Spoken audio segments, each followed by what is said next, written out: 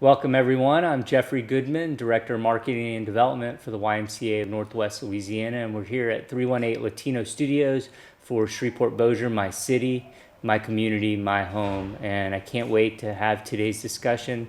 It's with someone I've known quite a long time. It's Jon Soul. Jon, thanks for being here. Thanks for having me.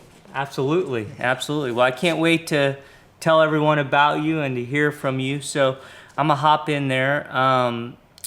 Jon, you're involved in numerous aspects of our community with a focus, I would say, on education, our environment and outdoors, and just an overall effort to strengthen Shreveport-Bossier by providing healing knowledge and activities for our residents.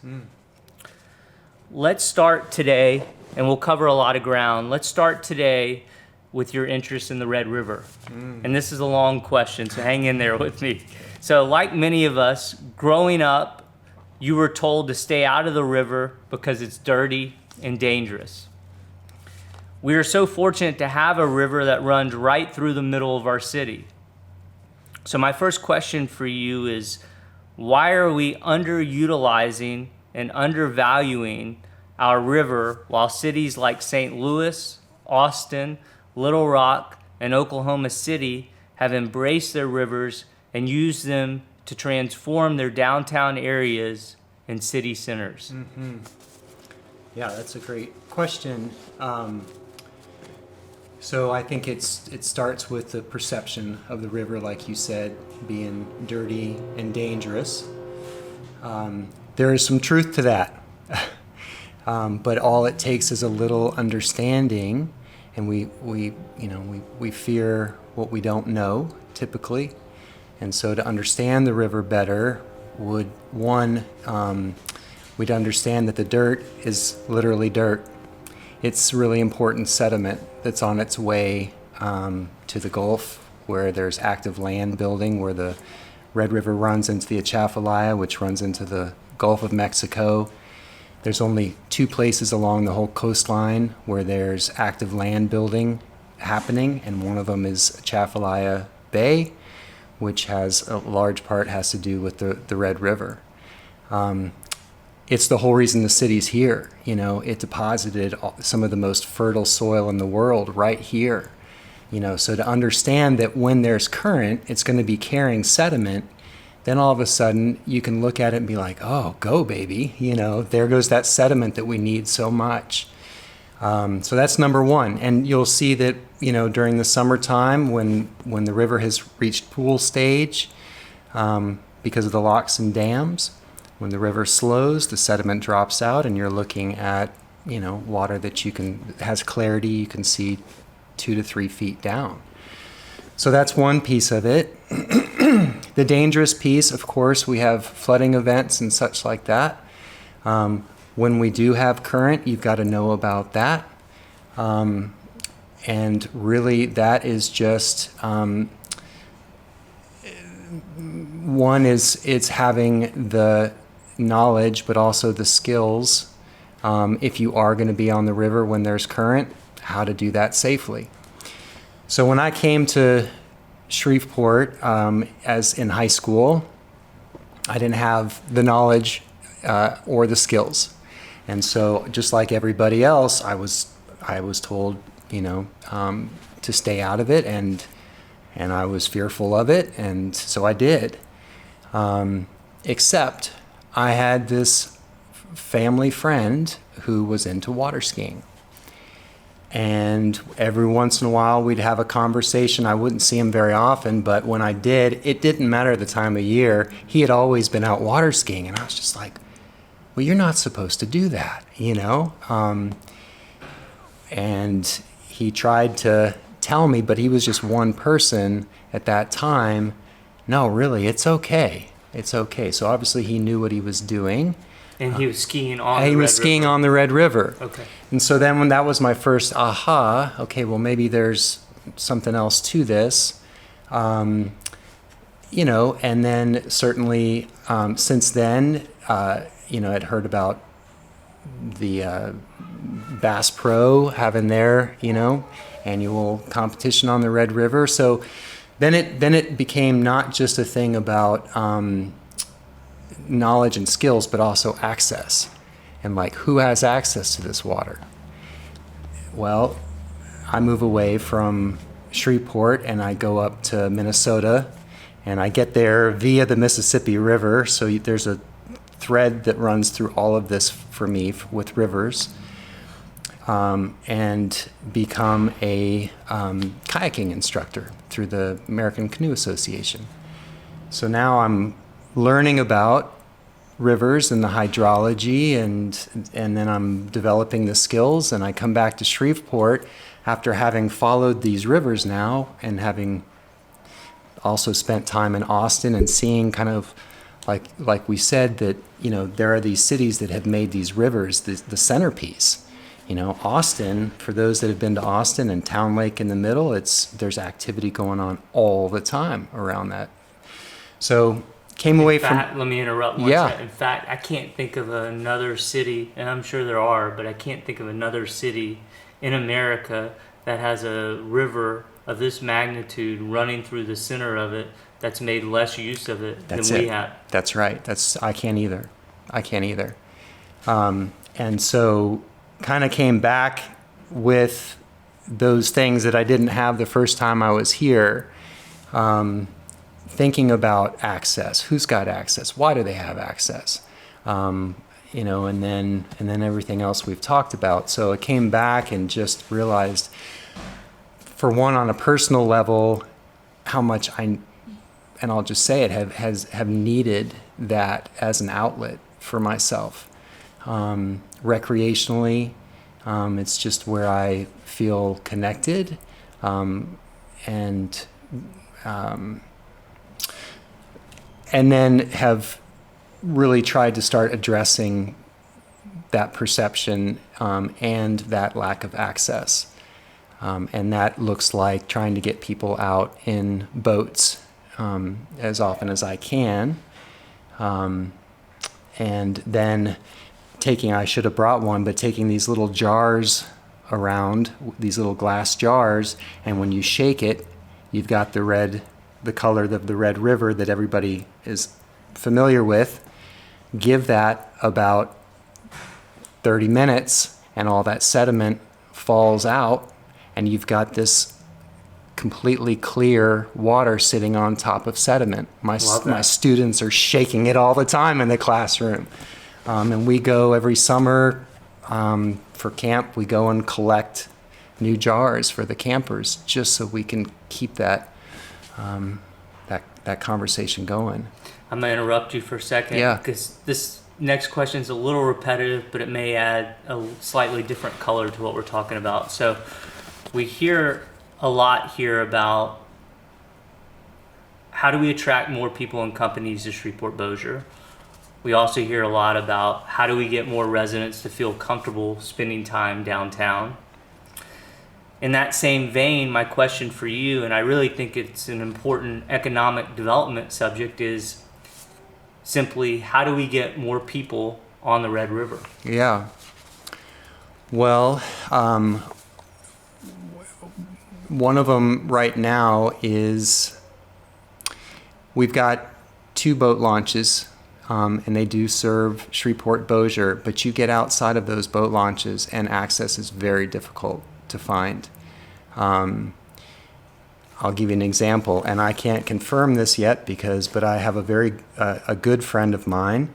There's a sandbar here in town, and we call it Eagle Bar, because we've seen a bald eagle. This is right near the casinos. This is just between here and Stoner Boat Launch. And for those that don't know, that's only about a mile from downtown to Stoner Boat Launch.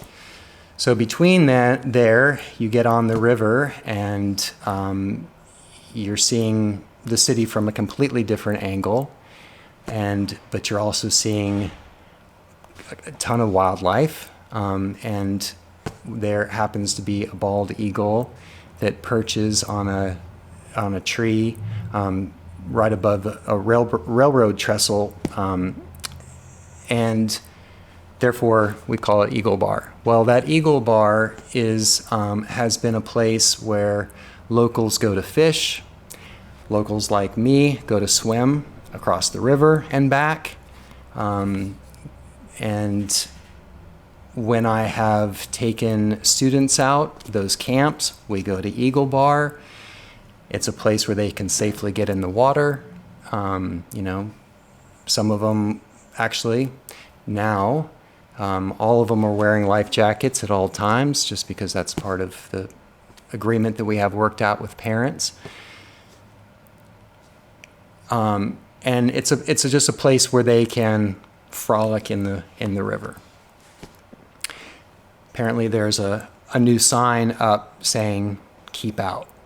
Have not been there, but I just got that text from that friend yesterday. And who's that coming from? Don't know yet, but it does not surprise me. And I will have to look into that, of course. But part of the conversation here too is that when you go to that sandbar, you feel as though, like, is it okay to be doing this? Am I supposed to be doing this? And it feels like a guerrilla style operation. And that's really the way that it is kind of down the river. It's like we're having to sneak down there to make use of this thing. And why is that? Well, I think historically the river has not been a safe place for many. And so that helps kind of keep this perception going. But do you think there's not someone who wants that perception to continue? I mean, there's not someone out there who, you know, I'm trying to keep our residents from making more frequent use of the river. Right. There isn't a body or a group of people that feel that way, in your opinion, is there? I don't think so. I think it just seems to be this kind of accepted truth, for lack of a better way of saying it, you know. And I think that it's just kind of, or a myth, that might even better accepted myth that really I'm trying to dispel. I know there was a time when the water was up, there was current, and I feel perfectly comfortable in current, and all I was doing was gonna ferry my canoe from one side of the river to another larger sandbar on the opposite side with my kids. And we had not been parked probably 5 minutes, and I'm unloading, and sheriff department shows up, and I'm looking at whitewater that I'm used to being on, and then I'm looking over at the river and thinking, there's really not much to be concerned about here. But I just think that there have been a lot of, to be fair, there have been accidents on the river, and a lot of times sometimes they're a result of poor judgment, drinking, also, and then and then I'll just say it, those that can swim and those that can't, and those that wear life jackets and those that don't. And so the accidents get a lot of press. That's for sure. They get a lot of press. But your overall, just to be clear, your overall feeling about the river is it's very safe. It's actually relatively clean, and we should embrace it, and we should be utilizing it far more than we are. Absolutely. It's something to be completely respected, without a doubt, but not feared. And the fear just comes from what we don't know about it. Yeah. Okay. I'm going to shift for a second, just because, like I said, you're involved in so many different things. So since 2008, I think that's right, you've taught at the Montessori School of Shreveport and been deeply involved there, including starting the Coates Bluff Nature Trail. Talk to me about how you first became involved in this beautiful expanse of nature right in the middle of our city. Yeah, that's a really fun story. I don't get to tell very often, so I appreciate being able to do that. So I was living in neighborhood South Highlands, and at the bottom of the street was a concreted ditch that I did not know the name of. This kind of is speaks to how I grew up as well, because I grew up in Los Angeles, and I grew up less than a mile away from what we called the LA Wash, which was a much larger concreted ditch, and very much like the river here, and very much like the ditch, we were just told to stay away from it. And again, there were stories, that got circulated all the time. Come to find out that was the Los Angeles River. I found that out when I'm embarrassed to say, but I was 20-something years old, going back to Los Angeles. Today, as an educator and what I like to say is a place-based educator, I just can't believe it, but it's a perfect example. Los Angeles River is the whole reason for the city being there. Same here. So back to South Highlands and at that time, this nameless ditch, just call it the ditch. Well, I'm riding my bike back and forth along this ditch every day to this school that my kids are going to. And when we get there is it looks more like a pond today. So there's a pond across the street from school. And with my background, in water, I'm just drawn towards it. So my son and I, that's how we start most of the days, as a toddler, going down to the water's edge, and he's pointing out, the turtles and occasional ducks and stuff like that. And I'm looking at the trash and decades worth of dumping. And the school at that time was just kind of trying to ignore the fact that this thing was here across the street from school. But again, as an educator and with my background, I just thought, oh my God, what an incredible possibility, what potential here, being right across the street from school. So I tried for a couple years as a parent volunteer to kind of start cleaning up, and really was not getting anywhere. I had one other dad who I happened to, he felt the same as I did, and we were working together and making very little progress.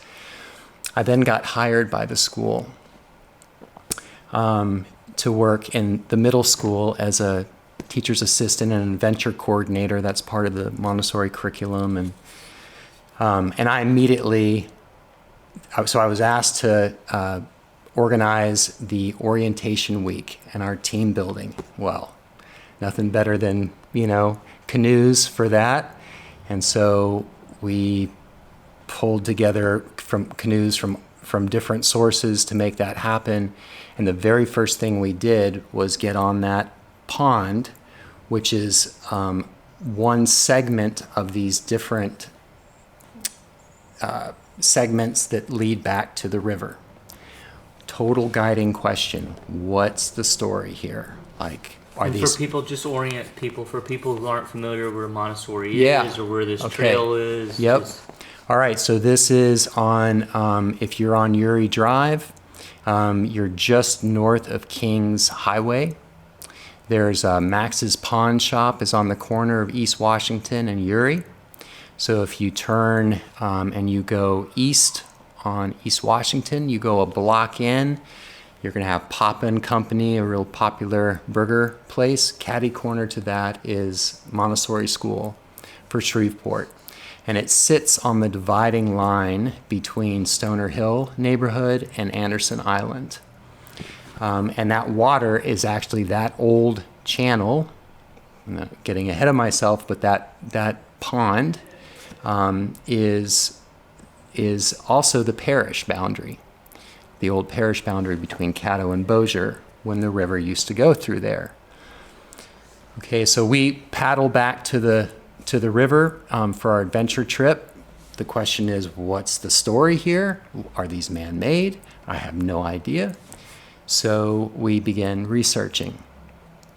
And at that time, the LSU had just opened their archives.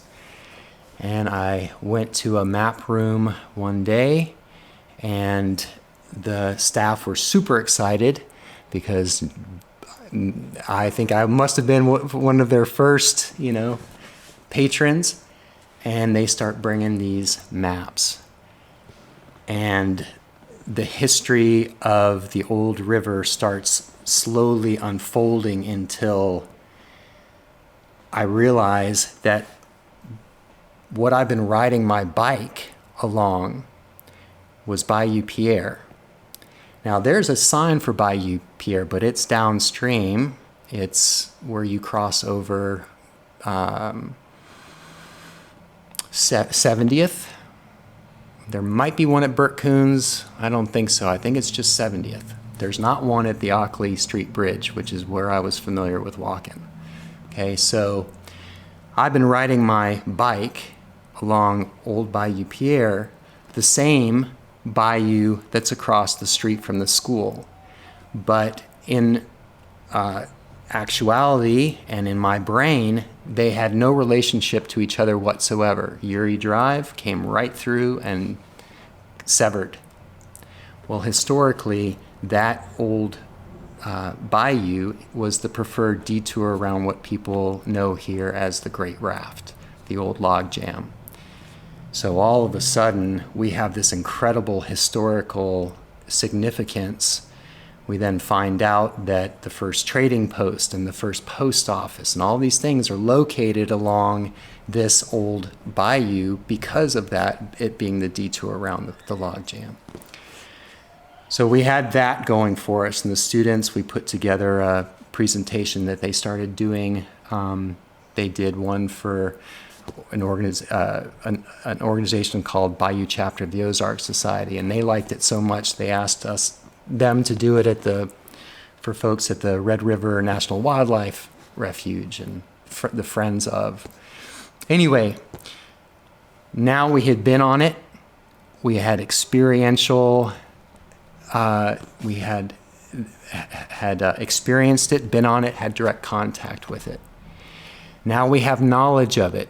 Oh, this played a really crazy important role in the life of this city. And so then, do you want to quickly explain how Henry Miller Shreve kind of? Or sure. Are you getting there? Or do you want to? Yeah, I can do that now. Or yeah. Okay, so we've got this preferred detour around the raft, and I should say somewhere I'll sprinkle in there, and if I forget to come back to both of those, remind me. But while I'm living in South Highlands, and every morning going down and walking my dog around the channel, the paddler and the person that's just come from Austin, Texas, where they talk about watersheds, I've brought all of that with me to Shreveport. And I'm thinking about this in terms of a watershed. Where does this water go? Where's the water coming from that I see flowing under Ockley Bridge? And then where does this water go? And I spent about a year exploring a little bit downstream, finding out that Bayou Pierre downstream from Shreveport, once you get past the trash dams, they start with organic debris that then catches the trash that washes through our city. And there's a bunch of them, and they're massive, and everybody should know that. It's kind of out of sight, out of mind. Once you see the trash wash through, where's it going? Don't know. I'm not sure. Gone. It's out of my mind. Okay, well, as soon as you get past Flournoy Lucas, the concrete stops. That's where the trash, then all of the vegetation, and which is fantastic as a filter, it starts catching all of the trash. And you have these trash dams, about one every mile or so, for about 25 miles down. And I found all of that out because I had started doing some exploring downstream, and then I was just like, I gotta go.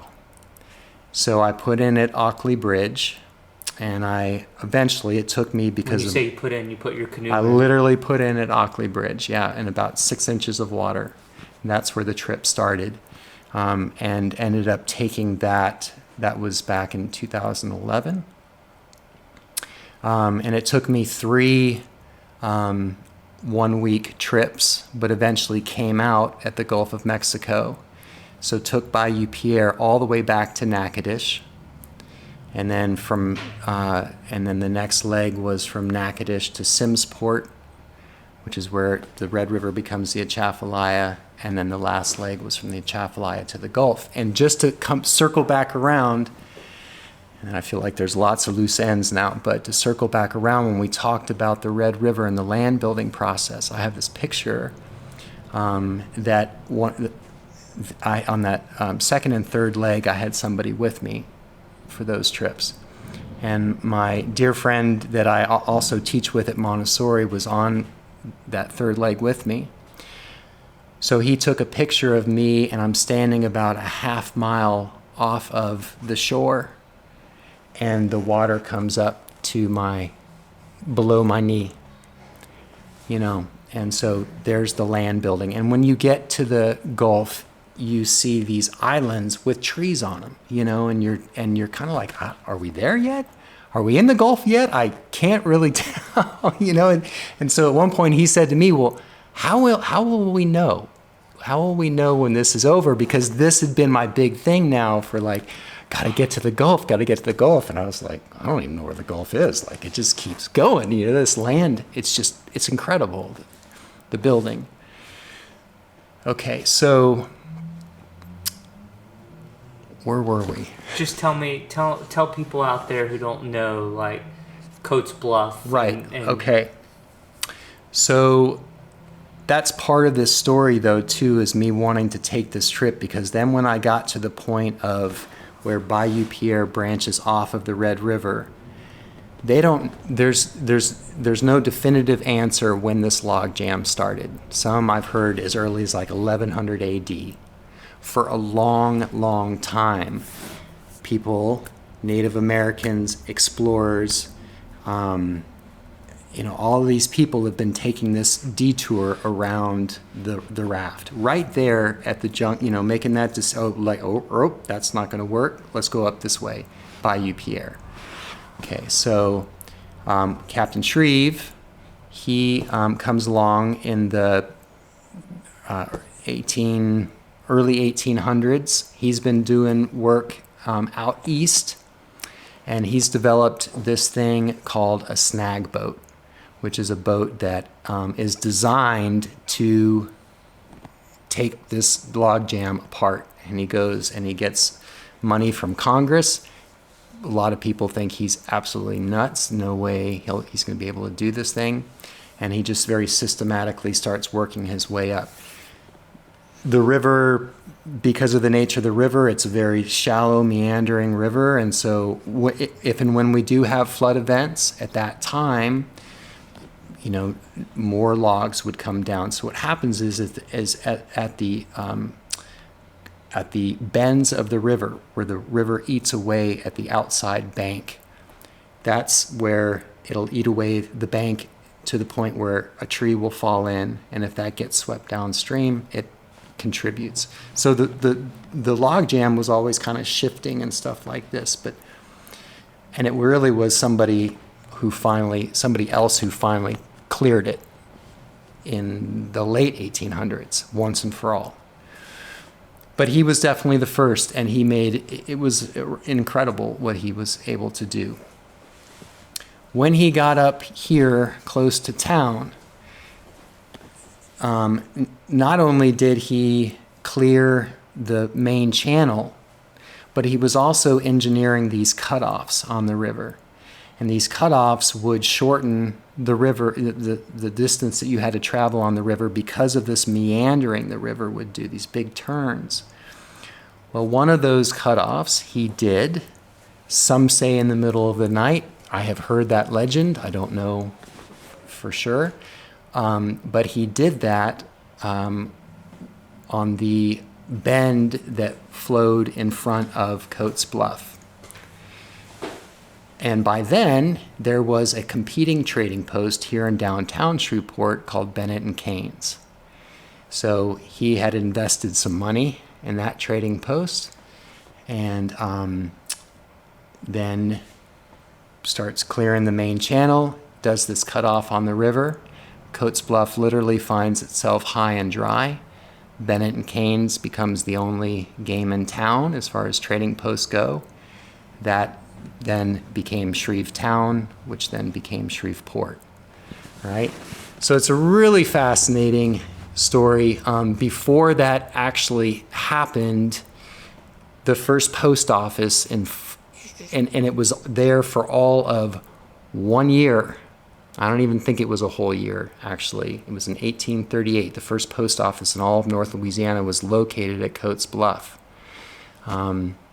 Just to give some sense of how much it was established and on the map at that point. They were receiving shipments in New Orleans from Coates Bluff, Louisiana, that nobody had heard of Shreveport, So there's a representation of that post office that can be found in our main post office on Texas Avenue. If you go in there and look, when you get in there, there's a representation of that building in there. So tell me what the status is.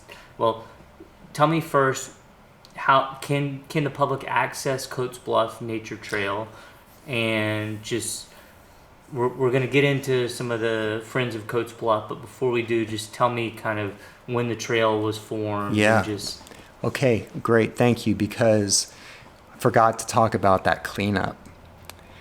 That happened, and so middle school students, we do have the outing, we start learning about it. Now we have a whole lot of reason to clean it up. And so we organized a community cleanup and really did. The numbers from that are still staggering, and for me, it was a complete shift. Here's something I've been trying to do on my own for years. And then all of a sudden you get this group of 100 volunteers together and working collectively to do something physically that we could not do on our own. But even more of a takeaway was the doing that work on my own and with one other, feeling very overwhelmed, dejected, versus 4 short hours, 14,000 pounds of trash, a complete party atmosphere.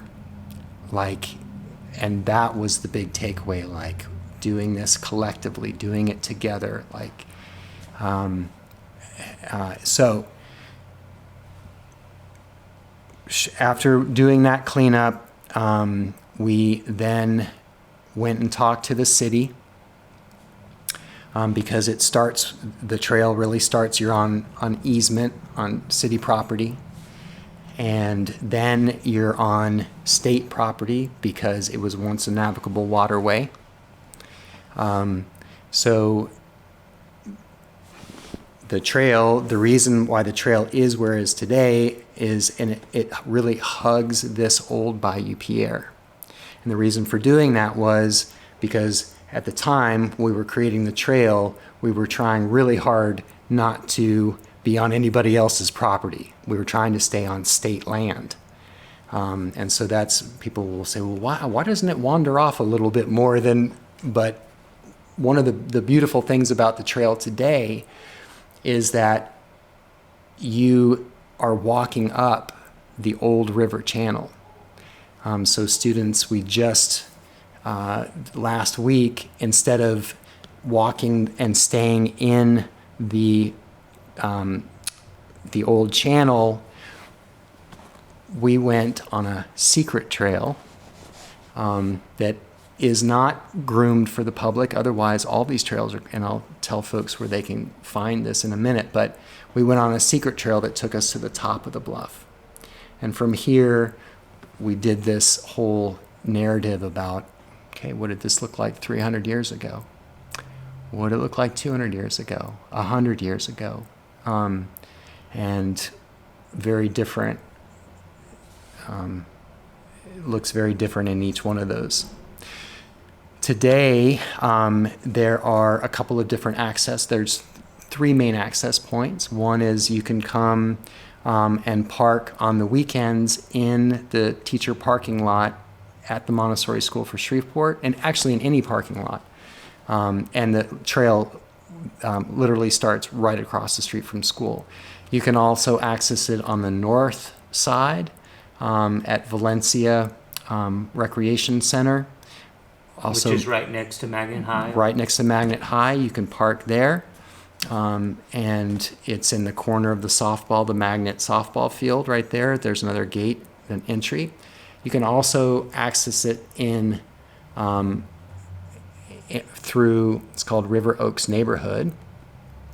And they have River Oaks Drive. It comes to an end, and the trail picks up and comes in through there. All right, I'm gonna stop you for a second. So Yeah. it is. I'm gonna tell people out there. I've been fortunate. I've never been on the trail with you, I don't think, but Robert Trudeau took me on it once, and it's a phenomenal trail. Anyone listening, I can't recommend enough that you go there and spend a couple hours. It'll completely transform just your daily interaction in town and make you experience our community completely differently. So I'm gonna stop you there for one sec. I want to kind of talk about where we're headed with the trail. So Dionne Procell-Brown, who's a close friend and collaborator of yours, once said the following: if we want folks to love Shreveport, to care about this place, then why wouldn't we protect the area where the first settlement and trading post and post office was? Why wouldn't we take care of the oldest African American cemetery that's right off the trail? So my question is, tell me about the Friends of the Coates Bluff Nature Trail and your current efforts. Okay, that's a great question. Hers and yours, but hers. Why wouldn't we? I mean, find myself asking that question often. Okay, so in 2021, since 2009, 70% of the land within the watershed of Old Bayou Pierre and Montessori has been developed. There was a time back in 2009, I always tell this kind of short, funny story. There's always been interest by mountain bikers about being able to go from Uri, and in particular, this group was coming from Centenary. So they were really excited to be able to ride from Centenary, use the trail to then connect with the Stoner bike trails. Okay, and you can do that by there's an underpass going under Clyde Fant. So super excited. Can we do this? Yes, we can do this. We need to do it on the high side of the trail because the low side, you're actually walking up the channel. It's very sensitive. So we got to do it on the right side of the trail. But anyway, so we're out kind of making our way. And at that time, it was woods, a lot of inner city woods. And one of the Centenary students turned to me and he said, "Do you get cell service in here?"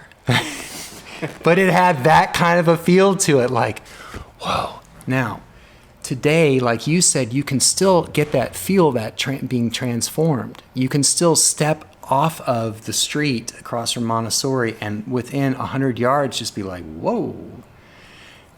And with students, that's so important. And for all of us, it's so important. For me personally, living in that neighborhood, I've told people this in some ways has been a very selfish project. This is what I need to live in Shreveport. I need access to places like this. So there's a big... And you're not alone. Thank you. I don't think I am. In fact, we know that people actually need this, whether, and whether we're completely aware of it or not. It shows up when this whole nature deficit disorder, that's something that I'm super familiar with kids and adults. So it's a vitamin we all need, and access is really critical for that. And it needs to be in places where it can be walked to. That's a big piece, and that's why I feel strongly about Coates Bluff, historically, ecologically, but socially and recreationally. This trail connects 4 neighborhoods and 3 schools by walking access, which is so important. The third school, just so people know, is Magnolia. Just if people are trying to place, how does it connect 3 schools? So Right, and it did, and we had 4. Stoner Hill, when Stoner Hill was still open. Right. But to your question, how the friends come along, we were just a Facebook group. We all, were in love with this undeveloped piece of land, trying with other organizations, established nonprofits in town. There was one called A Better Shreveport, which had a role to play in the early development of the trail. And as the woods started being purchased and then developed, tried to have a say in not if it got developed, but how it got developed, and pointing towards things like the Katy Trail in Dallas, like, hey, this is an amenity. This is something we all need. Let's develop it so that it turns towards the trail and recognizes it that way. Well, we were unsuccessful. And then came the Coates Bluff Apartments. They too cared about the history. They have definitely incorporated more green space for sure, so that was an improvement. And then came Magnolia Charter School.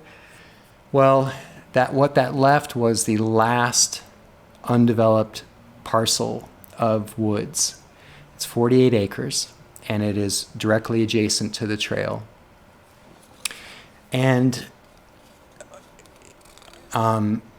unfortunately, in our area, it's not just the question of why or if things get developed. It's how.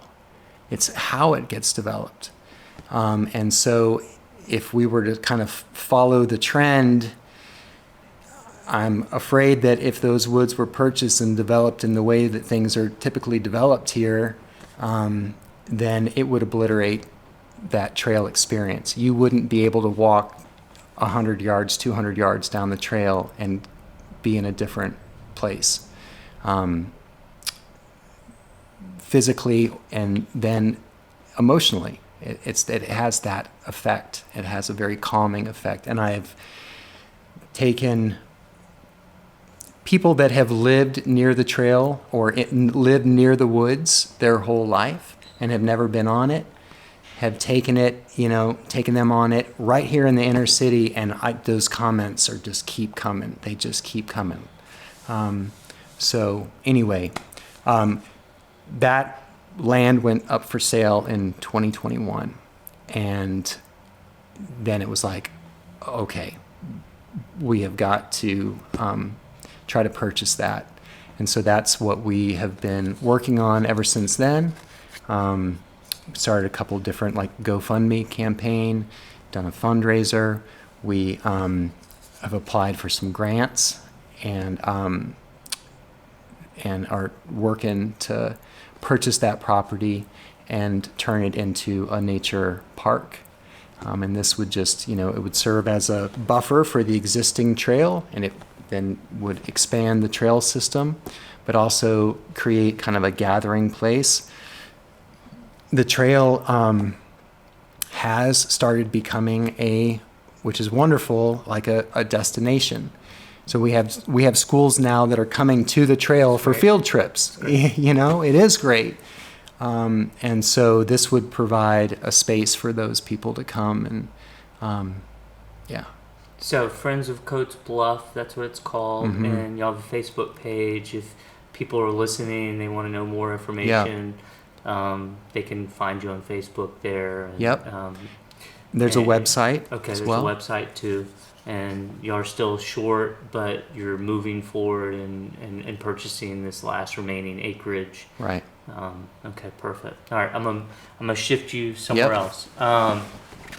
So, in preparing for today's discussion, I came across you describing, and you've used this term now, but I came across you describing some of your interests and work as place-based education. For the lay people out there, I put myself in that group. What is place-based education, and what value could more place-based education have for our community? Right. Okay. Yeah. So maybe I'll talk about first the result of place-based education.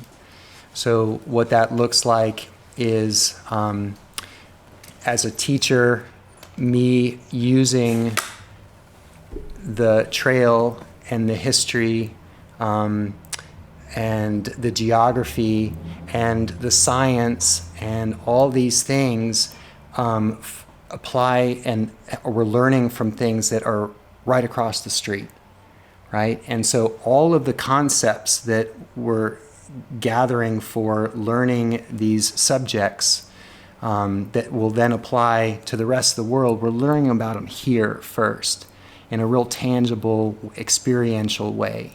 So now I really get it, for one thing. But also we go back to talking about what that knowledge does. You know, one of the stories I tell or one of the stories, I guess, that talk about with some of my students, if you go to a party, right, and you walk in and you know nobody at the party, probably not going to stay there very long. Right? You just, the familiarity's not there, and unless you're a real go-getter and, you know, outgoing and all that kind of stuff, and you went there to meet somebody, I'm gone, you know? If you walk into the woods and even if you don't necessarily know the name, but you recognize the face, sycamore tree. Oh, this time of year, look what it's doing right now. You know, it's the leaves are starting to drop. You know, oh my gosh, those are big leaves, you know, or picking them up, or the seed balls. Look at these things. They got thousands of seeds on there, and you can pull them apart and blow them like a dandelion, all these kind of things. You know, you walk in, and if you even know just a handful of those, then all of a sudden it's a different room, so to speak, you know. It informs, and it makes you have truly a sense of belonging. I belong here. I know these friends. So let me interrupt, because, I mean, as I'm listening to you and I'm hearing this, I can't help but think, well, I mean, we struggle a lot in this community with exporting people and losing people. That's right. We don't really embrace our history. We don't really embrace our sense of place. So are you saying, like, the same analogy applies to that? Like, if we don't know where we came from, then why are we going to stay? What's the reason? What's the point? You know? Yeah. And that sense of place, that's really what place-based education is all about. That in a nutshell is you're developing your sense of place. And certainly at that, and then you can have, you know, you understand it far better what makes up a place. And now I have an even greater appreciation when I learn about other places. Like, I can understand, I have the context and everything else. So it's not only a very effective way of teaching subjects and things like that as a teacher, but it leads from developing that sense of place, and then all of a sudden, from getting to know it, then I start having that familiarity. That becomes something that hopefully that I love. And then from there, I have a devotion to it, and then from there, I have a reason to take care of it. And we miss that step all the time. We're asking kids all the time. We're asking adults all the time. We have all of these keep Shreveport clean things. We don't have we've missed everything in the middle. The relationship is not there. There's no reason to care. It takes that experiential direct contact to develop that relationship. And then you can ask somebody, hey, you've been to whoa, you've been on that bayou. Don't throw that on the street there. And then all of a sudden, whoa, right, I didn't know that went there, like that when that goes through the storm drain on the curb and goes into the waterway. But if you've been there and then you know where it's going, it's a whole different ball game. Then you have a reason to care. So, yeah. Fascinating. Yeah. Well, those are all my formal questions for you, but we have all the time in the world. Is there anything else that I didn't hit? You and I have had a lot of offline conversations, so I want to make sure that I'm giving you the space and time to talk about anything that may be top of mind or important to you that I glanced over. Yeah, so I obviously I love Shreveport, and I have some real tangible reasons for doing that now, and I think it's really important, like you say, to understand where is the disconnect. Why are people not feeling connected? Not wanting to stay. So I think that that's a really important thing. I've also asked myself over the years of living here, first as an outsider coming in, then living here long enough to be like, what are we missing? Like what's missing here? Why do we feel stuck? And we've had that kind of a conversation before. And I think all of it goes back to relationships. One of the things, and this is just me, this is just my take, but there are some real almost imperatives to me for growth here and becoming unstuck. One of them points back to our history, knowing where we came from so that we can know where we're going. You can't if you don't know where you've come from. And that really starts partially with the Caddo Indians. Like, I believe that doing a public land acknowledgement here would do our city some real good. You can ask a lot of kids and a lot of adults, frankly, why is it called Caddo Parish? Couldn't tell you. That's a disconnect. So going back that far, right now there's a project that I believe going on that I believe, and you'll end up having a conversation about this in the future, but a civil rights project being started here. That feels like an imperative to me. That's got to happen. That truth has got to be told. The whole truth, and so I feel like that work that's being done now is I'm very grateful for that, because I know that that's one piece to it.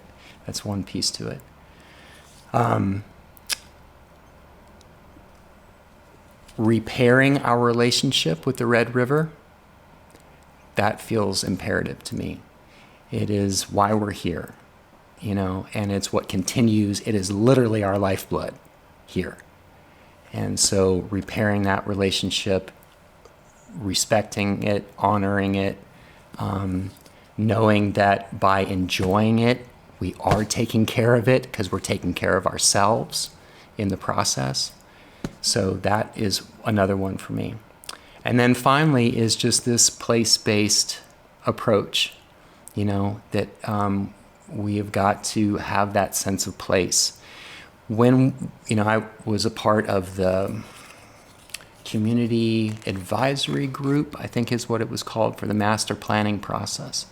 And there were several of us that were working on that, and what we recognized was that Shreveport just did not have a positive self-identity at all.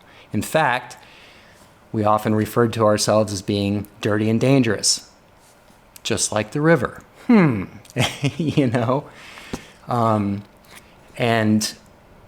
so in order to have a different sense of place, it will take that kind of experiential learning to do it.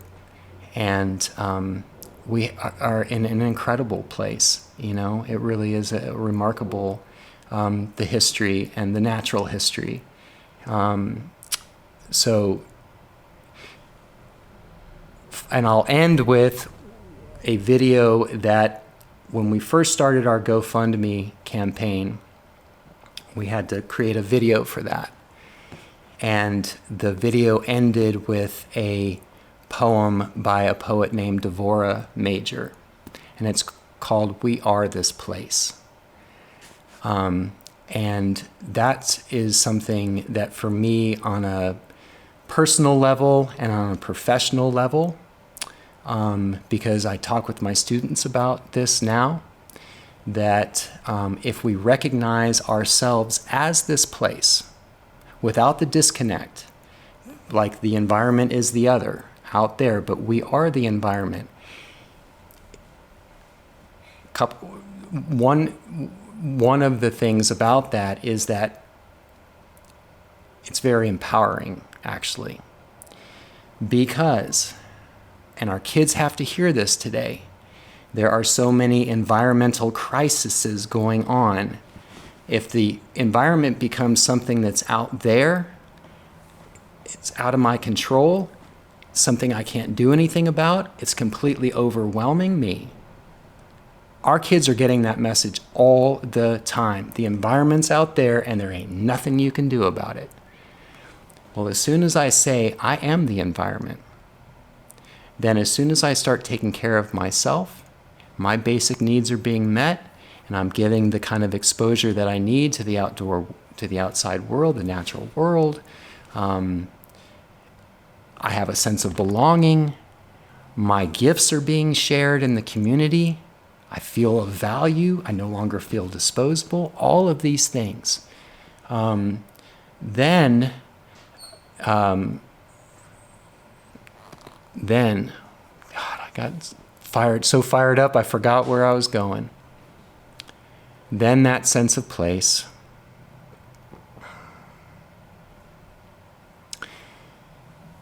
Here's where I was going. When it feels overwhelming, and I know I said this already, but I recognize that we are this place, we are the environment. Then in that moment, when I take care of myself, I am taking care of the environment. Okay, wanted to make sure. I think I already said that. But that's a big one for me. So that video ends with that poem. We are this place. We must dream it well.